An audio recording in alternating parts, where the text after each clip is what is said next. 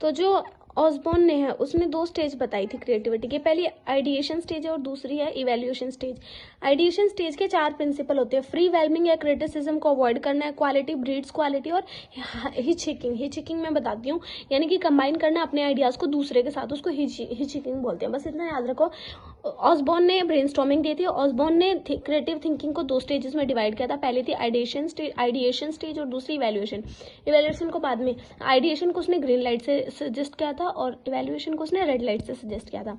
Ideation यानी आपको ideate करना है उस चीज को, तो उसके 4 प्रिंसिपल से फ्री वेलमिंग होगा, क्रिटिसिज्म अवॉइड करना है वाइल डूइंग क्रिएटिविटी। अगला क्वालिटी ब्रीड्स क्वालिटी, जितना आप क्वालिटी किसी चीज के बारे में सोचेगा दैट ब्रीड्स द क्वालिटी। फिर हिचहिकिंग होता है अपने आइडिया को किसी दूसरे के साथ कंबाइन करना, दैट इज हिचहिकिंग। ठीक है, डन। अब क्या था कि इंस्ट्रक्शनल मटेरियल्स कौन से हैं क्रिएटिविटी को एनहांस करने के लिए। First is puzzle solving. There is a book that was mentioned, जो मैंने लिखी है यहाँ पर, कि भास्कराचार्य जो है उन्होंने एक बुक लिखी थी Amar Lilavati, which is a collection of puzzles. तो ये आप यूज कर सकते हैं क्रिएटिविटी एनहांस करने के लिए बच्चों के लिए। नेक्स्ट रिडल सॉल्विंग और रिडल कंस्ट्रक्शन जो होते हैं दोनों सिमिलर प्रिंसिपल्स होते हैं सिनेप्टिक के। What is synaptic? पहली चीज सिनेप्टिक जो है वो गॉर्डन और प्रिंस ने दिया था। सिनेप्टिक होता है एक यानी कि किसी भी स्ट्रेंज को फेमिलियर बनाना या फेमिलियर को स्ट्रेंज बनाना, उसको बोलते हैं सिनेप्टिक। ठीक है, जैसे कि आप रिडल को सॉल्व कर रहे होते हो तो आप सॉल्व कर रहे होते हो तो यानी कि आप अलग तरीके से करते हो, आपको रिडल बनानी है तो अलग तरीके से बनाते हो, यानी मेकिंग द स्ट्रेंज फेमिलियर और फेमिलियर को strange banana, that is synaptic. अगला है मिस्ट्री प्लॉट्स, जिसमें हम क्लूज वगैरह के थ्रू हम सॉल्व करते हैं।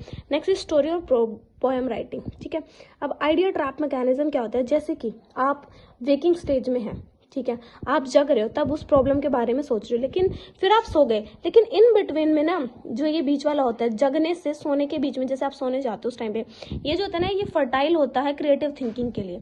ठीक है, इसके बाद है क्वेश्चनिंग जो होते हैं वो कितने टाइप के होते हैं? रीडिफाइनिंग क्वेश्चंस होते हैं, कॉन्सिक्वेंसेस, हाइपोथेटिकल, प्रोवोकेटिव, डाइवर्जेंट और चैलेंजिंग। रीडिफाइनिंग यानी कि जो किसी नए पर्सपेक्टिव को डेवलप करें। कॉन्सिक्वेंसेज जो होते हैं इवेंट्स जो कभी नहीं होती, बस हम उनकी कॉन्सिक्वेंस को इमेजिन करते हैं। हाइपोथेटिकल क्वेश्चंस होते हैं बियॉन्ड अवेलेबल डेटा जाके हम सोचते हैं, उसको हाइपोथेटिकल क्वेश्चंस बोलते हैं। नेक्स्ट इज प्रोवोकेटिव क्वेश्चंस कौन से होते हैं? वो क्वेश्चंस होते हैं जैसे कि किसी पैसेज के थ्रू जाना और फिर उसके आंसर को सॉल्व करना। फॉर एग्जांपल प्रोवोकेटिव को हम पैसेज वाला भी बोल सकते हैं। ठीक है, डाइवर्जेंट आपको पता है और चैलेंजिंग भी पता है। ठीक है, अब देखो, जब क्लासरूम में डिसऑर्डर होता है तो जो टीचर है वो क्या कर सकती है? राइटिंग स्टेज, क्लस्टरिंग स्टेज और रिकॉम्बिनेशन स्टेज। पहले तो राइटिंग स्टेज है, उसके बाद क्लस्टरिंग क्या करेगी? बच्चों का जो रिस्पॉन्स है उसको ब्लैक बोर्ड पे लिख देंगे। रिकॉम्बिनेशन हिचहिकिंग ऑफ ब्रेनस्टॉर्मिंग, यानी कि बस आपको ये देखना है जब क्लासरूम में डिसऑर्डर होता है तो टीचर 3 स्टेज यूज कर सकती है, पहला राइटिंग, दूसरा क्लस्टरिंग, तीसरा रिकॉम्बिनेशन। रिकॉम्बिनेशन में हिचहिकिंग यूज करते हैं, यानी कि दूसरे के आइडिया को खुद से मतलब अपने आइडिया को दूसरों से कंबाइन करना, दैट इज हिचहिकिंग। कुछ और एक्टिविटी एंड सेंसिटिविटी ट्रेनिंग होगा। अलिटरेशन आपको पता है कि वर्ड जो जिनमें सेम लेटर होता है उनसे शुरुआत करके कुछ बनाना। फिर टोरेंस और मायर्स ने प्रिंसिपल्स ऑफ टीएलएम दिए थे। एडवर्ड डी बोनो ने 6 थिंकिंग हैट्स दी थी। कॉग्निटिव रिसर्च, मैं इसकी वो भूल गई, कॉग्निटिव, एक सेकेंड अभी बताती हूँ इसकी क्या थी। कॉग्निटिव, इसकी थ्योरी, हाँ ये रही, कॉग्निटिव रिसर्च ट्रस्ट, ये हमने पढ़ा था ना एडवर्ड डी बोनो का। हाँ, तो एडवर्ड डी बोनो ने बताया था, ने एक तो 6 थिंकिंग हेड्स दी थी, सीआरटी दी थी और लेटरल थिंकिंग के बारे में दिया था। अब क्रिएटिविटी का असेसमेंट जो है उसके लिए गिलफोर्ड और टोरेंस टेस्ट दिया है, जिसको आप FFOE और इंक्विजिटिव और परसिस्टेंसी 2 ही और याद कर लो। आपको याद है ना, फ्लुएंसी, फ्लेक्सिबिलिटी, ओरिजिनलिटी, इलैबोरेशन सीटेट के टाइम पढ़ा था, और इंक्विजिटिवनेस और परसिस्टेंसी भी कर सकते हो। ठीक है, 2 इसमें और ऐड कर दो, तो इनसे हम जो है वो असेस कर सकते हैं। फ्लुएंसी क्या होती है? यानी कि आप लार्ज नंबर ऑफ रिस्पॉन्स के बारे में सोच पा रहे हैं या नहीं, फ्लुएंट हो पा रहे हैं या नहीं। फ्लेक्सिबिलिटी होती है कि डिफरेंट टाइप के रिस्पॉन्स को सोच पा रहे हैं या नहीं। ओरिजिनलिटी यानी क्लियर मैनर में अनकॉमनली सोच पा रहे हैं या नहीं। इंक्विजिटिवनेस यानी क्यूरियस है उस प्रॉब्लम को सॉल्व करने के बारे में या नहीं।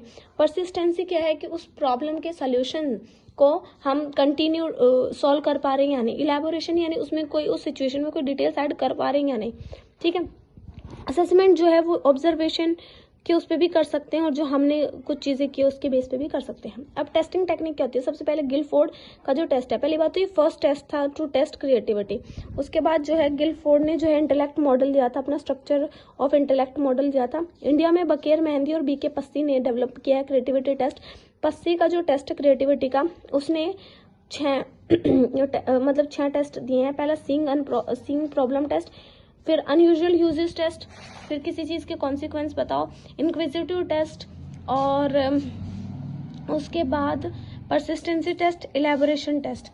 और पैट्रिक ने क्रिएटिविटी के 5 स्टेप दिए हैं जो कि हमने यहाँ पर भी पढ़े थे, which is similar to this, preparation, concentration और ये सब।